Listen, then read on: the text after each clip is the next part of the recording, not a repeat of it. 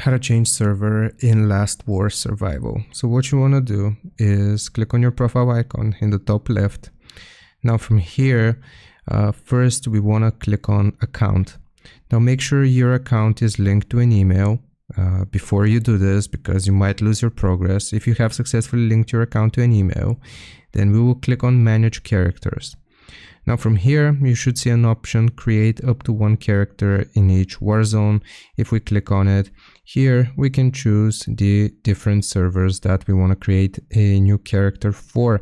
However, what you want to know is that your progress will begin from 0, and you can switch your characters here from the management menu. So for example, if you create a new character on this server, on this specific server, then you have to select your previous one to go back to the server you were initially on. Hope this helps. Leave a like and sub. I'll see you next time.